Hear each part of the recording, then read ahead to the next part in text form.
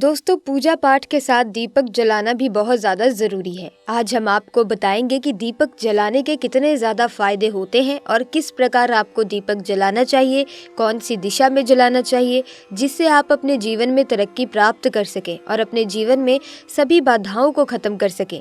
सबसे पहली बात तो आपको ध्यान में रखनी चाहिए कि अपने घर के मंदिर में रोज़ाना ही आपको दीपक जलाना चाहिए। कभी भी ऐसा नहीं होना चाहिए कि आपने दीपक ना जलाया हो, क्योंकि घर के बने मंदिर में रोजाना दीपक जलाना बहुत ही ज्यादा जरूरी होता है। इसी से आपके घर में सभी नेगेटिव एनर्जी बाहर निकलती है। घर के मंदिर में अगर आप कोई भी दीपक नहीं जलाते या फिर अपने घर में शाम के समय, तो इससे आपके घर का वातावरण बहुत ही ज्यादा नेगेटिव हो जाता है और आपके घर में परेशानियां बहुत ज्यादा बढ़ने लगती हैं। तो दोस्तों, अगर आप नहीं जला सकते किसी भी कारण से दीपक, तो कोई बात नहीं, कोई और व्यक्ति आपके घर का दीपक जला सकता है, लेकिन रोजाना दीपक जलाना बहुत ही शुभ माना जाता है। इसी से आपको सभी नेगेटिव एनर्जी से मुक्ति मिलेगी।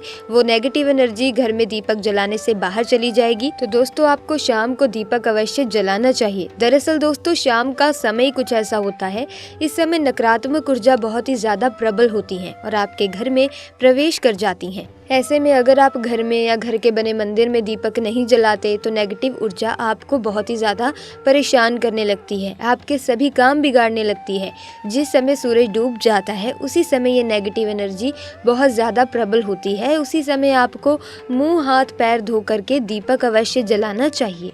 दोस्तों, अब जिस घर में बहुत सारे लोग बीमार रहते हैं या फिर बीमारी कभी ठीक ही नहीं हो पाती, घर से जा ही नहीं पाती, तो ये भी एक संकेत होता है कि आपके घर में बहुत ही ज़्यादा नकारात्मक ऊर्जाएं हैं, जो परेशानियों को, मुसीबतों को, बीमारियों को बहुत ही ज़्यादा बढ़ा रही हैं।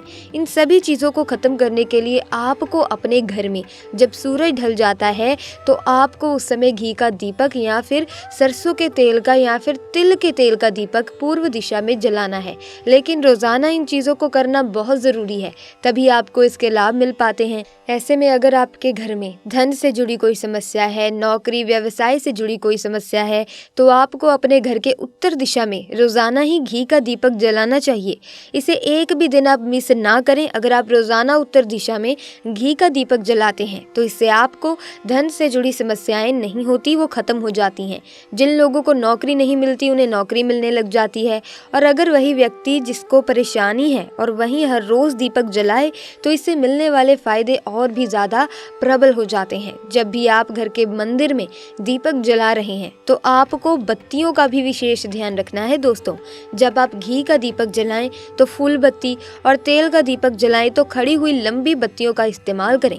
दीपक की बत्ती की दिशा हमेशा भगवान की तस्वीर के ठीक सामने होनी चाहिए। इससे आपकी मनोकामना जल्दी पूरी होती है। दोस्तों, हिंदू शास्त्रों में पूजा पाठ के दौरान जिन कुछ चीज़ों का महत्व है, उनमें से एक है पूजा के दौरान दिया जलाना। पूजा करते हुए दीपक जलाने से देवी देवता प्रसन्न होते हैं। हालांकि मान्यता ये भी है कि दिया सही वक्त पर सही तरीके से जलाया जाना चाहिए, तभी आपको भगवान का आशीर्वाद मिलता है। हम आपको बता रहे हैं कि दीपक जलाने के दौरान किन बातों का विशेष रूप से ध्यान रखना चाहिए। तो आइए एक एक करके जान लेते हैं। दोस्तों, दीपक जलाना महत्वपूर्ण है, क्योंकि इस विधि के साथ ही किसी भी पूजा का अंत माना जाता है। जैसे फल फूल चढ़ाना, स्नान, ध्यान पूजा का हिस्सा होता है, वैसे ही इसका भी एक अलग महत्व है। माना जाता है कि भगवान के सामने रोशनी करना खुद के जीवन से अंधकार को दूर करना है। दोस्तों, देखा जाए तो दिया जलाने के लिए वैसे तो घी के दीपक को ही अच्छा माना जाता है, लेकिन अलग अलग अवसरों पर अलग अलग तेल और अलग अलग तरह की बाती लगती है।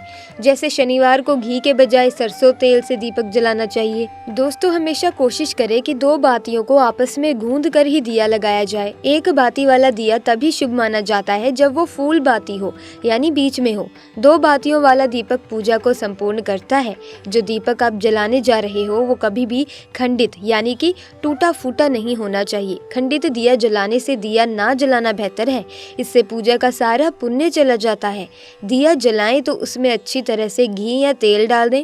बाती को भी थोड़ा ऊपर की ओर खींच दें। इससे दिया तेल के पूरा खत्म होने तक जलता रहेगा। दीपक का बीच में बुझना शुभ नहीं माना जाता, खासकर पूजा के बीच में।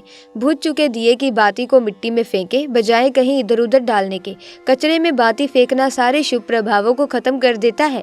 पूजा में घी का दीपक अपने बाएं हाथ की ओर जलाना चाहिए, तेल का दीपक दाएं हाथ की ओर रखना चाहिए। इस बात का विशेष ध्यान रखें कि पूजा के बीच में दीपक बुझना नहीं चाहिए। ऐसा होने पर पूजा का पूर्ण फल नहीं मिल पाता। दीपक हमेशा भगवान की प्रतिमा के ठीक सामने लगाना चाहिए। घी के दीपक के लिए सफेद रुई की बत्ती उपयोग किया जाना चाहिए, जबकि तेल के दीपक के लिए लाल धागे की बत्ती श्रेष्ठ बताई गई है। दीपक जलाते समय इस मंत्र का जाप करना चाहिए। मंत्र कुछ इस प्रकार से है: शुभम करोति कल्याणम, आरोग्यम धन संपदाम, शत्रु बुद्धि विनाशाय, दीपम ज्योति नमस्तुते।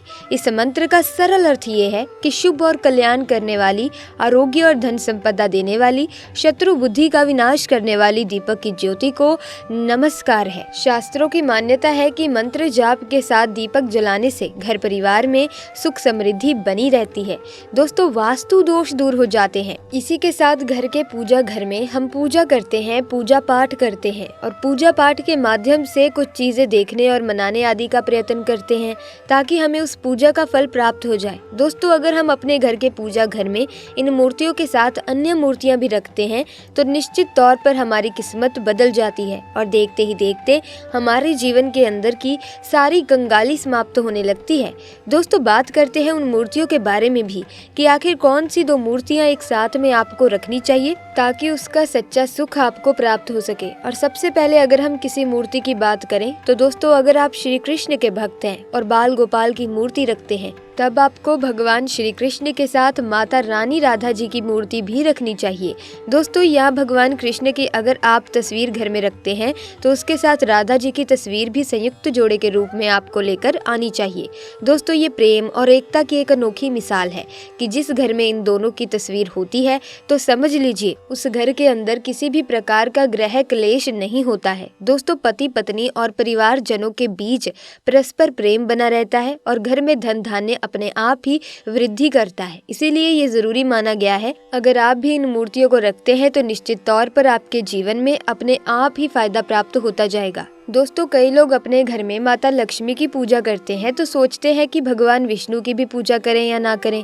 तो दोस्तों, आप भगवान विष्णु जी के साथ माता लक्ष्मी जी की पूजा अवश्य करें, इससे आपको अच्छा फल प्राप्त होता है। अगर माता लक्ष्मी की अकेली तस्वीर है तो आपको उनके बाईं तरफ भगवान श्री गणेश और भगवान श्री कुबेर जी की मूर्ति या तस्वीर अपने घर के बने मंदिर में जरूर रखनी चाहिए। अगर आप माता लक्ष्मी जी के बाईं तरफ भगवान श्री गणेश जी की मूर्ति लगाते हैं या तस्वीर लगाते हैं तो आपको निश्चित तौर पर लाभ प्राप्त होगा और देखते ही देखते आपके जीवन के अंदर की कंगाली समाप्त होने लगती है और धन प्राप्ति के लिए आपको लक्ष्मी गणेश जी की संयुक्त रूप से पूजा करनी ही चाहिए। माना जाता है कि माता लक्ष्मी धन देती हैं तो भगवान श्री गणेश रिद्धि सिद्धि का भंडार और वृद्धि का विकास करते हैं।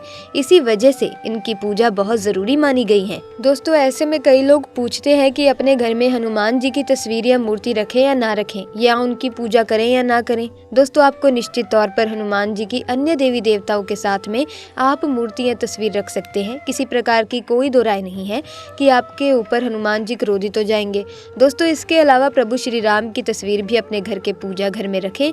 तो आप हनुमान जी की तस्वीर भी रखें या ना रखें, हनुमान जी के नियमित किसी भी प्रकार की पूजा पाठ करना हो तो प्रभु श्री राम से कहें। तो दोस्तों, आज की वीडियो में बस इतना ही। मुझे उम्मीद है ये वीडियो आपको अच्छी लगी होगी। अगर हाँ तो वीडियो को लाइक करें, शेयर करें, चैनल को सब्सक्राइब करके बेल आइकन को प्रेस कर दें ताकि नए वीडियोस की अपडेट आपको सबसे पहले मिले। आपका बहुत बहुत धन्यवाद।